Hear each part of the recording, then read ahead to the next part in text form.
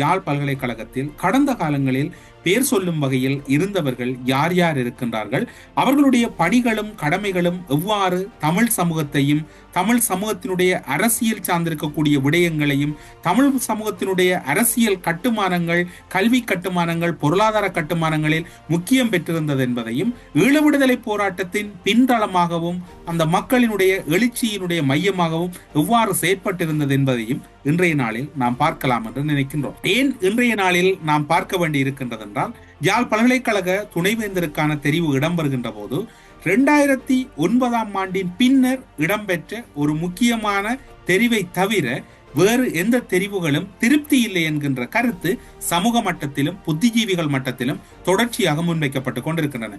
யாழ் பல்கலைக்கழக துணைவேந்தர்களை பொறுத்தவரையில் கடந்த காலங்களில் பணியாற்றியவர்கள் வரிசையில் பேராசிரியர் வித்யானந்தன், பேராசிரியர் துரைராஜா, பேராசிரியர் குணரத்னம், பேராசிரியர் பாலசுந்தரம் பிள்ளை, பேராசிரியர் எஸ் மோகனதாஸ், பேராசிரியர் எஸ் சண்முகலிங்கன், பேராசிரியர் வசந்தி அரசரட்னம், அதன் பின்னர் பேராசிரியர் ரத்னம் விக்னேஸ்வரன். அவர் குறிப்பிட்ட 2017 2019 ஜனாதிபதியால் பதவி நீக்கப்பட்டார். அதற்கு பின்னர் வருகிறோம். அதன் பின்னர் இன்று வரைக்கும் பேராசிரியர் ஸ்ரீ சத்குணராஜா தொடர்ந்து கொண்டிருக்கின்றார்.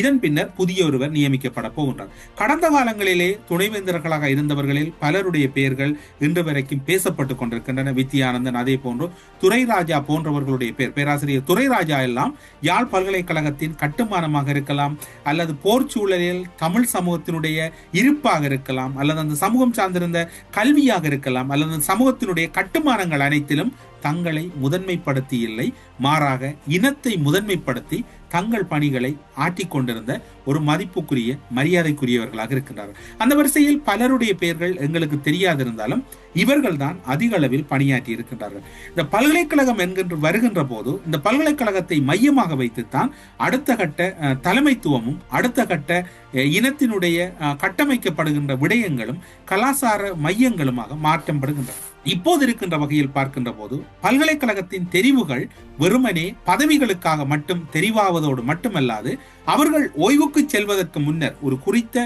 பேராசிரியர் ஒருவர் ஓய்வுக்கு செல்வதற்கு முன்னர் ஒரு பல்கலைக்கழகத்தின் துணைவேந்தராக இருந்தோம் என்கின்ற பெருமையோடு அந்த ஒரு அடையாளம் அல்லது முன்னாள் துணைவேந்தர் என்கின்ற ஒரு சொல்லாடலை மட்டும் எடுத்துச் செல்லுகின்ற பண்பு 2009 பின்னர் அதிக அளவில் இருந்து கொண்டிருக்கின்றது.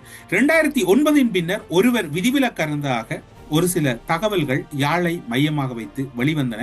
இது தொடர்பில் சிவில் சமூகங்களும் புத்திஜீவிகளும் அதிக அளவில் பேசியிருக்கின்றார்கள்.